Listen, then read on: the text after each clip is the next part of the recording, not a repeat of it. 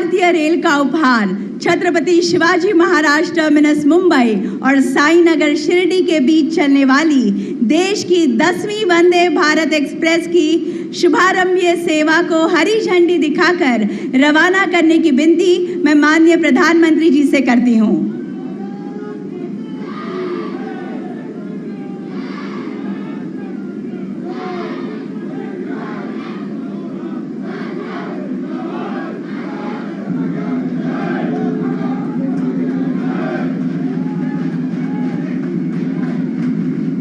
जैसा कि हम सभी देख सकते हैं, साईनगर शिरडी जाने वाली छत्रपति शिवाजी महाराज टर्मिनस मुंबई से लेकर साईनगर शिरडी के बीच चलने वाली देश की 10वीं वंदे भारत एक्सप्रेस का शुभारंभ हो चुका है। मुंबई से शिरडी पहुंचकर साईं बाबा के दर्शन लेकर उसी दिन वापसी की ये सुविधाजनक यात्रा। विशेषता ये है कि घाट सेक्शन में इस गाड़ी को एक्स्ट्रा इंजन लगाने की बिल्कुल ही जरूरत नहीं है। प्रगति की जीवन रेखा, विरासत के साथ विकास, ये कहना निश्चित ही उचित होगा।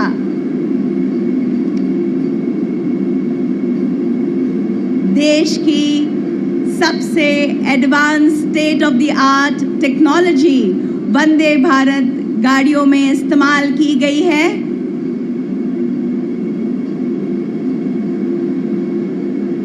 अत्यंत आरामदायी ऐसी ये यात्रा होगी, इसके बारे में पूर्ण रूप से हम आश्वासित हैं।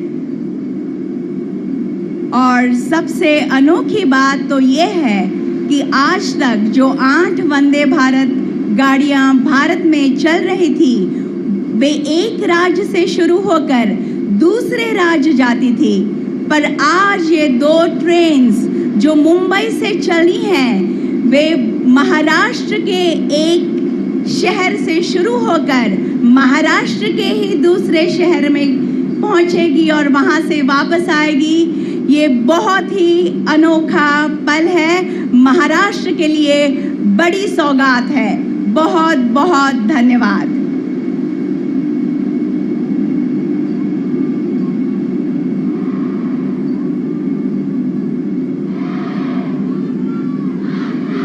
देवी और सज्जनों, राष्ट्र की उन्नति के लिए दिन रात एक करने वाले, देश की छवि अंतर्राष्ट्रीय स्तर पर उजागर करने वाले विकास पुरुष भारत के प्रधानमंत्री माननीय श्री नरेंद्र मोदी जी से मैं आग्रह करती हूं कि आज के इस अत्यंत आनंद के तथा अविस्मरणीय अवसर पर अपनी ओजस्वी वाणी तथा बहुमोल विचारों से हमें उपकृत करें।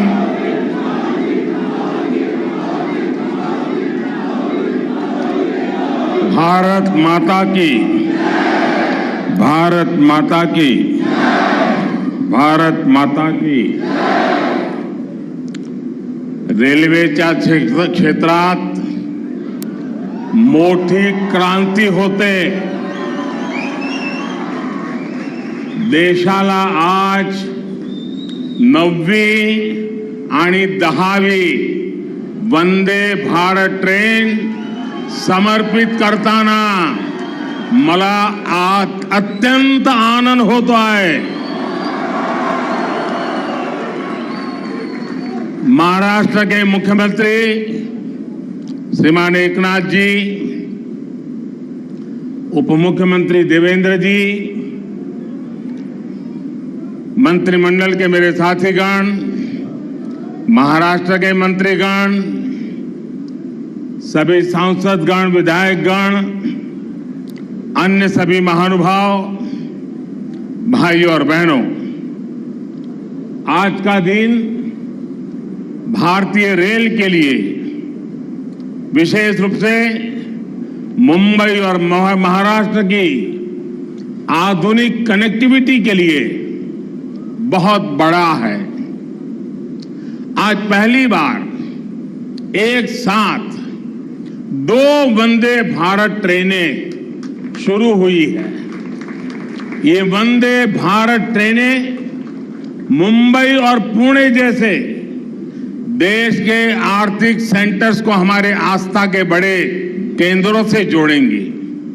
इससे कॉलेज आने जाने वाले, ऑफिस और बिजनेस के लिए आने जाने वाले, किसानों और श्रद्धालुओं सभी को सुविधा होगी।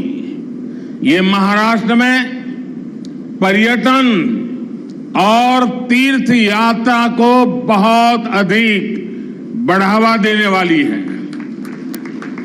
शिरडी में साईं बाबा का दर्शन करना हो, नासिक स्थित रामकुंड जाना हो, त्र्यंबकेश्वर और पंचवटी क्षेत्र का दर्शन करना हो, नई वंदे भारत ट्रेन, ये सब बहुत आसान होने वाला है। इसी प्रकार मुंबई सोलापुर वंदे भारत ट्रेन से पंढरपुर के विठ्ठल रखुमाई, सोलापुर के सिद्धेश्वर मंदिर, अक्कलकोट के स्वामी समर्थ या फिर आई तुलजा भवानी के दर्शन अब सबके लिए और सुलभ हो जाएंगे। और मुझे पता है कि जब वंदे भारत ट्रेन सह्याद्री घाट से गुजरे थी तो लोगों को प्राकृतिक सुंदरता का कितना दिव्य अनुभव होने वाला है। मैं मुंबई और महाराष्ट्र के लोगों को इन नई वंदे भारत ट्रेनों के लिए बहुत बहुत बधाई देता हूं। साथियों, वंदे भारत ट्रेन आज के आधुनिक होते हुए भारत की बहुत ही शानदार तस्वीर है। ये भारत की स्पीड, भारत के स्केल दोनों का प्रतिबिंब है। आप देख रहे हैं कि कितनी तेजी से देश वंदे भारत ट्रेन लॉन्च कर रहा है। अभी तक 10 ऐसी ट्रेनें देश भर में चलनी शुरू हो चुकी है।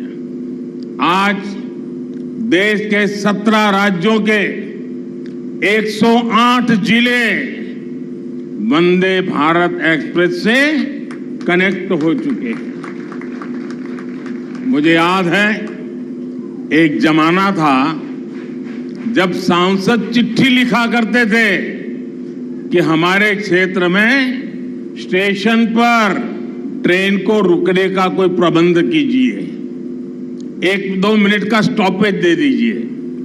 अब देश भर के सांसद जब भी मिलते हैं तो यही दबाव डालते, यही मांग करते हैं कि हमारे यहां भी वंदे भारत ट्रेन चला दीजिए।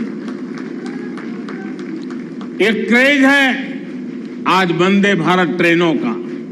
साथियों, मुझे खुशी है कि आज मुंबई के लोगों का जीवन आसान बनाने वाले प्रोजेक्ट भी यहां शुरू हुए हैं। आज जिस एलिवेटेड कॉरिडोर का लोकार्पण हुआ है वो मुंबई में ईस्ट वेस्ट कनेक्टिविटी की जरूरत को पूरा करेगा। मुंबई के लोगों को बहुत दिन से इसका इंतजार था। इस कॉरिडोर से हर रोज 2 लाख से ज्यादा गाड़ियां गुजर पाएगी और लोगों का समय भी बचेगा। अब ईस्टर्न और वेस्टर्न सबर्बन इलाकों की कनेक्टिविटी इसके कारण बेहतर हो गई है। कुरार अंडरपास भी अपने आप में बहुत अहम है। मैं मुंबईकरों को इन परियोजनाओं के पूरा होने पर विशेष बधाई दूंगा। साथियों, 21वीं सदी के भारत को बहुत तेजी से अपने पब्लिक ट्रांसपोर्ट सिस्टम को सुधारना ही होगा। जितनी तेजी से हमारा पब्लिक ट्रांसपोर्ट सिस्टम आधुनिक बनेगा, उतना ही देश के नागरिकों की ईज ऑफ लिविंग बढ़ेगी, उनकी क्वालिटी ऑफ लाइफ में सुखद सुधार होगा। इसी सोच के साथ आज देश में आधुनिक ट्रेनें चलाई जा रही हैं, मेट्रो का विस्तार हो रहा है, नए नए एयरपोर्ट्स और पोर्ट्स बनाए जा रहे हैं। कुछ दिन पहले जो देश का बजट आया उसमें भी इसी भावना को सशक्त किया गया है और हमारे मुख्यमंत्री जी और उप मुख्यमंत्री जी ने उसकी भरपूर तारीफ भी की। भारत के इतिहास में पहली बार 10 लाख करोड़ रुपए सिर्फ इंफ्रास्ट्रक्चर के विकास के लिए रखे गए हैं। ये 9 साल की तुलना में 5 गुना ज्यादा है। इसमें भी रेलवे का हिस्सा लगभग 2.5 लाख करोड़ रुपए का है। महाराष्ट्र के लिए भी रेल बजट में ऐतिहासिक वृद्धि हुई है। मुझे विश्वास है कि डबल इंजन सरकार के डबल प्रयासों से महाराष्ट्र में कनेक्टिविटी और तेजी से आधुनिक बनेगी। साथियों, इंफ्रास्ट्रक्चर पर निवेश किया गया हर रुपया नए रोजगार की संभावनाएं बनाता है। इस पे जो सीमेंट लगता है, बालू लगता है, लोहा लगता है, निर्माण में मशीनें लगती हैं, इनसे जुड़ी हर इंडस्ट्री को बल मिलता है। इससे बिजनेस करने वाले मिडिल क्लास को भी लाभ होता है, गरीब को रोजगार मिलता है। इससे इंजीनियरों को रोजगार मिलता है, श्रमिकों को रोजगार मिलता है। यानी इंफ्रास्ट्रक्चर जब बनता है तब भी सबकी कमाई होती है और जब तैयार होता है तो वो नए उद्योगों, नए बिजनेस के रास्ते खोलता है। भाई और बहनों, इस बार के बजट में मध्यम वर्ग को कैसे मजबूती दी गई है, इस बारे में मैं मुंबई के लोगों को विशेष तौर पर बताना चाहता हूं। चाहे सैलरीड क्लास हो या व्यापार कारोबार से कमाने वाला मध्यम वर्ग, दोनों को इस बजट ने खुश किया है। आप देखिए 2014 से पहले तक क्या हाल था। जो भी व्यक्ति साल में 2 लाख रुपए ज्यादा कमाता था उस पर टैक्स लग जाता था। भाजपा सरकार ने पहले 5 लाख रुपए तक की कमाई पर टैक्स में छूट दी और इस बजट में इसे 7 लाख रुपए तक पहुंचा दिया। आज जिस कमाई पर मिडिल क्लास परिवार का टैक्स 0 है, उस पर यूपीए सरकार 20% टैक्स लेती थी। अब ये युवा साथी जिनकी नई नई नौकरी लगी है, जिनकी मासिक आय 60-65 हजार रुपए तक की है, वे अब ज्यादा निवेश कर पाएंगे। गरीब और मध्यम वर्ग के हित में काम करने वाली सरकार ऐसे ही निर्णय लेती है। साथियों, मुझे पूरा विश्वास है कि सबका विकास से सबका प्रयास की भावना को सशक्त करने वाला ये बजट हर परिवार को ताकत देगा, हम सभी को विकसित भारत के निर्माण के लिए अधिक प्रोत्साहित करेगा। फिर एक बार मुंबई सहित पूरे महाराष्ट्र को बजट और नई ट्रेनों के लिए बहुत बहुत बधाई देता हूं, बहुत बहुत शुभकामनाएं देता हूं। आप सबका धन्यवाद। माननीय प्रधानमंत्री महोदय जी, आपका संबोधन सौगात के रूप में बरकरार रहेगा। मैं दिल की गहराइयों से आपके प्रति आभार ज्ञापित करती हूँ। बहुत बहुत धन्यवाद।